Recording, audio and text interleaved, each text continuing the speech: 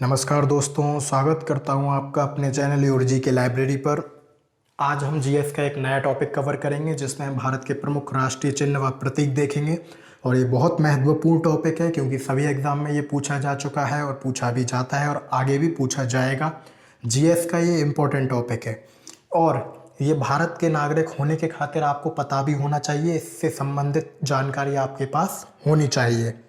तो आइए शुरू करते हैं और इस वीडियो को बिल्कुल ध्यान से देखिएगा और सुनिएगा एक एक बात को, क्योंकि इसके बाद आपको किसी भी किताब को पढ़ने की ज़रूरत नहीं है इस टॉपिक से रिलेटेड। तो आइए शुरू करते हैं। देखिए, भारत का राष्ट्रीय ध्वज क्या है? तो वो है तिरंगा। तिरंगा अर्थात 3 रंग वाला झंडा जिसमें 3 रंग का प्रयोग किया गया है।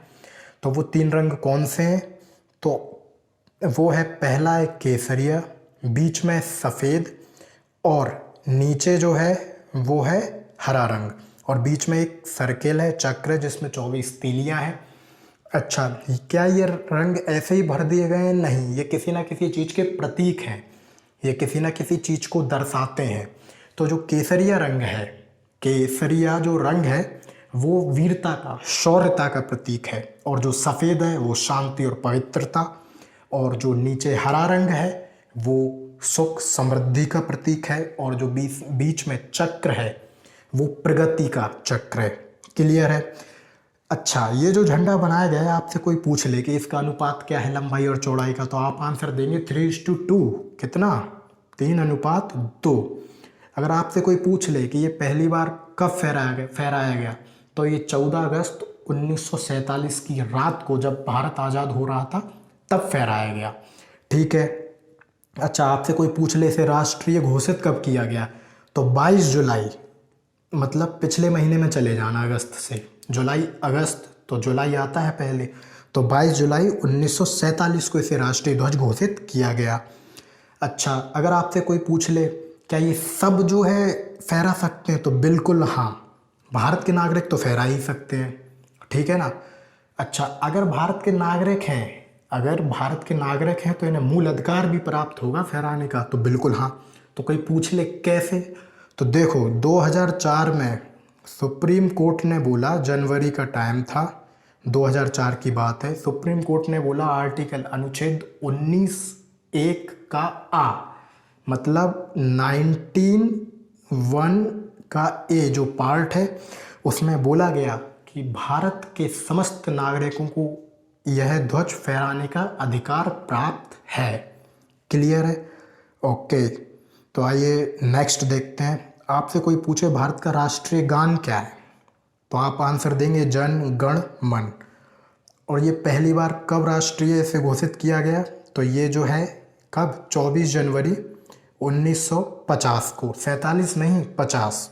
ठीक है, 24 जनवरी 1950 को इसे राष्ट्रीय गान घोषित किया गया। अब अगर ये गान है तो इसे लिखा भी होगा किसी ने, तो वो है रविंद्रनाथ टैगोर। ठीक है। अच्छा, अगर ये गाया जाता है तो इसका समय भी निश्चित होगा कि इतने समय में ये कंप्लीट हो जाना चाहिए, तो वो है भैया 52 सेकंड, 52 सेकंड में कंप्लीट हो जाए। अब अगर कहें पूरा नहीं गाना हो, संक्षिप्त में गाना हो, तो उसका भी प्रावधान है, 20 सेकंड में गाओ, 20 सेकंड में गाओ। अच्छा, तो कितना संक्षिप्त, पहली लाइन और आखिरी लाइन।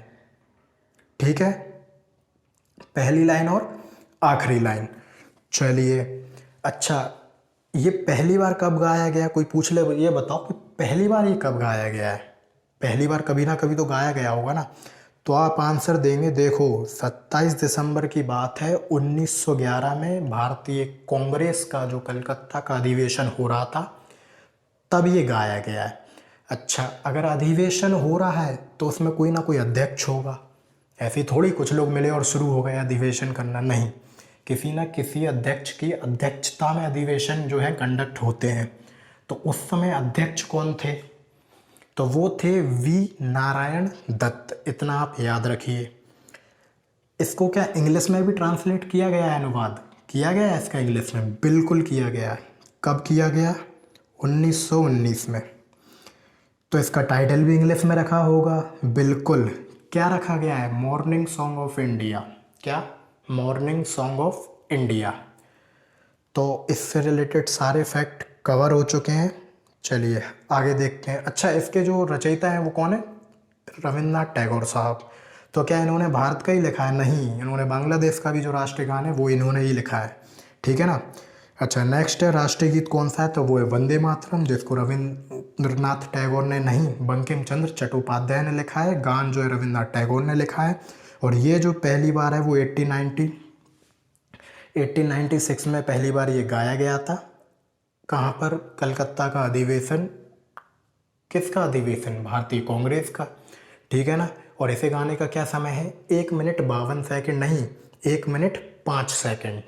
1 मिनट 5 सेकंड, 5 और 52 में बिल्कुल कंफ्यूज नहीं होना है। तो 1 मिनट 5 सेकंड कितने हो जाते हैं? 1 मिनट में 60 सेकंड और 5 और जोड़ दो तो 65 सेकंड में ये कंप्लीट हो जाना चाहिए। ठीक है। अच्छा, बंकिम चंद्र चट्टोपाध्याय, जिन्हें चटर्जी भी बोला जाता है, बंकिम चंद्र चटर्जी ने ये लिखा था। और 1896 में ये पहली बार गाया गया था। तो इसे राष्ट्रीय कब घोषित किया गया? तो ये किया गया था 26 क्या अगस्त? नहीं, कब? जनवरी। सन 47 नहीं, कब? 1950। तो देखो ये है 24 जनवरी, 2 दिन बाद 26 जनवरी, ये 1950 और ये 1950। 1950 में राष्ट्रीय गान और राष्ट्रीय गीत पे जो है राष्ट्रीयता घोषित कर दी गई थी। अच्छा, ये जो राष्ट्रीय गान आप गाते हो, राष्ट्रगान जो आप गाते हो जन गण मन अधिनायक का, तो ये जो धुन है वो किसी न किसी ने तो बनाई होगी। तो इंडियन नेशनल आर्मी के जो कप्तान हैं, जो हिमाचल प्रदेश से हैं, कैप्टन राम सिंह ठाकुर, उन्होंने इसकी जो है वर्तमान धुन जो अभी गाई जाती है ना, वो बनाई थी। इसको भी आप याद रख सकते हैं। चलिए आगे बढ़ते हैं। राष्ट्रीय चिन्ह कौन सा है? अशोक स्तंभ है। ठीक है। भारत का राष्ट्रीय पंचांग मतलब कैलेंडर जो है वो कौन सा है? शक संवत है। कौन सा है? शक संवत है। और ये जो है कनिष्क ने जो है इसको बनाया था, ये भी आपको पता होना चाहिए। ठीक है ना। अच्छा, इसमें 12 महीने होते हैं बिल्कुल। तो पहला महीने का नाम आप बताएंगे और आखिरी का आप बताएंगे। ठीक है ना। और जो इंग्लिश कैलेंडर हम लोग फॉलो करते हैं उसका जनवरी होता है, लास्ट होता है दिसंबर। ठीक। अच्छा, राष्ट्रीय वाक्य कौन सा है? वो है सत्यमेव जयते। कौन सा है? सत्यमेव जयते, जो कि मुंडोक उपनिषद। उपनिषद कितने? 108 जो उपनिषद हैं भारतीय संस्कृति में, उसमें जो मुंडोक उपनिषद है उधर से ये वाक्य जो है वो लिया गया है। अच्छा, भारत की राष्ट्रीयता क्या है? वो इंडियन, दैट इज भारतीय है।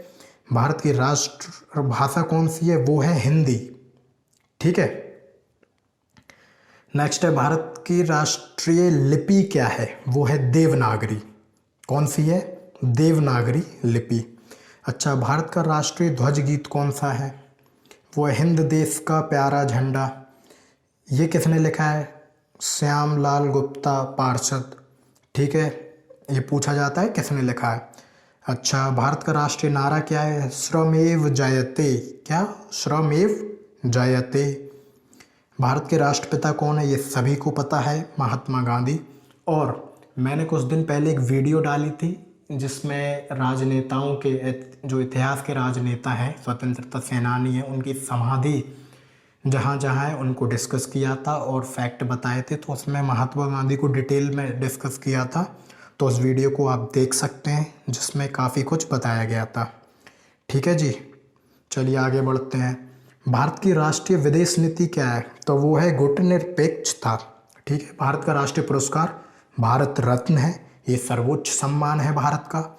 ये पहली बार 1954 में दिया गया था। किसे दिया गया था? डॉक्टर सर्वपल्ली राधाकृष्णन को। तो इनकी कोई पोस्ट भी थी। जी हाँ, ये वाइस प्रेसिडेंट थे भारत के, पहले उप राष्ट्रपति थे ये। ठीक है ना। अच्छा, दो लोग और थे जिन्हें मिला था। एक तो डॉक्टर सर्वपल्ली राधाकृष्णन है, दूसरे चक्रवर्ती साहब हैं, राजगोपालाचारी जी और वेंकटरमन। ठीक है। भारत का राष्ट्रीय सूचना पत्र, भारत का राष्ट्रीय सूचना पत्र दैट इज श्वेत पत्र। ठीक है ना, वाइट पेपर। अच्छा, भारत का राष्ट्रीय वृक्ष क्या है? जो कि वो है बरगद। क्या है? बरगद। भारत की राष्ट्रीय मुद्रा क्या है? रुपया, रुपी, आपको पता ही है। और भारत की राष्ट्रीय नदी कौन सी है? वो है गंगा। कौन सी है? गंगा। अच्छा, इसे कब राष्ट्रीय नदी घोषित किया गया? तो ये अभी 2008 में 4 नवंबर 2008 को इसे राष्ट्रीय नदी घोषित किया गया है।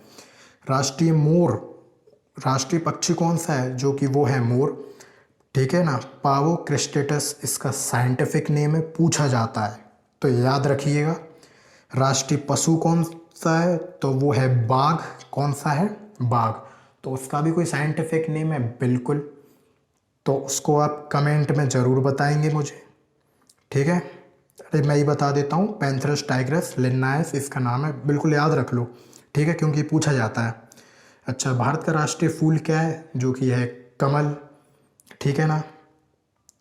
ओके, भारत का राष्ट्रीय फल जो कि है आम, मैंजीफेरा इंडिका इसका जो है साइंटिफिक नेम है। भारत की राष्ट्रीय योजना कौन सी है? वो है पंचवर्षीय योजना। अच्छा, योजना कोई तो बनाता होगा, उसके लिए आयोग होगा जिसका नाम है योजना आयोग, लेकिन अब इसे समाप्त कर दिया गया है और पंचवर्षीय योजना भी समाप्त कर दी गई है। अब कोई चीज़ समाप्त कर दी गई है तो किसी चीज़ का आरंभ भी हुआ होगा। तो जी हाँ, अब आ गया है भारत में नीति आयोग। तो ये किसी न किसी दिन किसी तारीख को आया होगा, तो ये 1 जनवरी 2015 को आया है, ठीक है। ओके, तो नीति आयोग अब आ चुका है, योजना आयोग को समाप्त कर दिया गया है, पंचवर्षीय योजना अब नहीं चलती है। अच्छा, आप मुझे बताइए ये ख़त्म होने से पहले कितनी पंचवर्षीय योजना आ चुकी हैं भारत में? ज़रूर बताइएगा। अच्छा, दूसरी चीज़ ये कि जो नीति आयोग है उसकी डेट है 1 जनवरी 2015। अच्छा, 2015 में 2 साल और जोड़ोगे तो 2017 में पहुंचोगे, ठीक है ना। और एक तारीख से याद आ रहा है 1 जुलाई। तो 1 जुलाई 2017 को क्या हुआ था? जीएसटी लागू हुआ था। क्या? जीएसटी लागू हुआ था। जीएसटी का कुछ फुल फॉर्म भी होगा, तो गुड्स एंड सर्विस टैक्स हो है, ठीक है ना। अच्छा, क्या भारत में ही पहली बार जो है लागू हुआ है पूरी दुनिया में? नहीं, भारत से पहले ये लगभग 65 से 66 देशों में ये लागू हो चुका है। भारत ने कहाँ से ये मॉडल लिया है? फ्रांस, सबसे पहले फ्रांस में ये लागू हुआ था, ठीक है। जीएसटी को और डिटेल में डिस्कस करेंगे। चलिए, भारत का राष्ट्रीय खेल क्या है? हॉकी है। हॉकी से आपके माइंड में आना चाहिए कौन? मेजर ध्यानचंद, ठीक है। मेजर ध्यानचंद आपको याद आने चाहिए। भारत की राष्ट्रीय मिठाई कौन सी है? वो है जलेबी। क्या है? जलेबी। बर्फ़ी नहीं है, सुन लो, बंगाली नहीं है, रसगुल्ला नहीं है, क्या है? जलेबी है, ठीक है ना। तो मुंह मीठा कराओगे जब आपकी जॉब लगेगी, आप मुंह मीठा कराएं तो जलेबी खिलाएं। ऐसा ज़रूरी नहीं है, लेकिन जलेबी इसकी जो है वो राष्ट्रीय मिठाई है भारत की। भारत के राष्ट्रीय पर्व कौन से हैं? 26 जनवरी गणतंत्र दिवस, 15 अगस्त स्वतंत्रता दिवस और 2 अक्टूबर गांधी जयंती। 26 जनवरी, 15 अगस्त और 2 अक्टूबर। 26/2/15, ठीक है।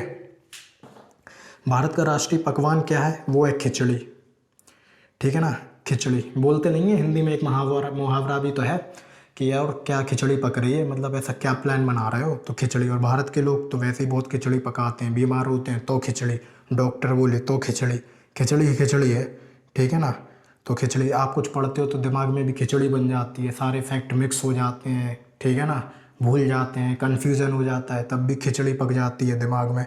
तो भारत का राष्ट्रीय पकवान जो है वो हर स्टूडेंट के दिमाग में डेली पकता है। क्या है? खिचड़ी। कुछ याद करा और दूसरा सब्जेक्ट याद करा, अब कंफ्यूज हो गए तो वो खिचड़ी बन गई। तो डेली आप ये खाते ही हो।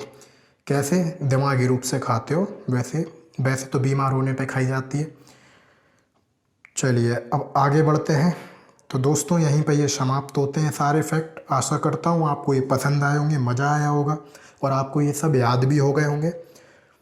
तो सभी कॉम्पिटिटिव एग्ज़ाम की अगर आपको पीडीएफ लेनी है, नोट्स और प्रीवियस ईयर के क्वेश्चन डाउनलोड कर सकते हैं बिल्कुल फ्री। जी हाँ, लेटेस्ट अपडेट के लिए हमारे यूट्यूब चैनल योर जी के लाइब्रेरी को सब्सक्राइब करें और करंट अफेयर भी आप पढ़ सकते हैं। और हमारा एक टेलीग्राम चैनल भी है, बिल्कुल जी हाँ, योर जी के लाइब्रेरी नाम से ही है, उसको आप ज्वाइन कर सकते हैं, जहाँ पर सारे वीडियोस की पीडीएफ प्रोवाइड कराई जाती हैं बिल्कुल फ्री, ठीक है।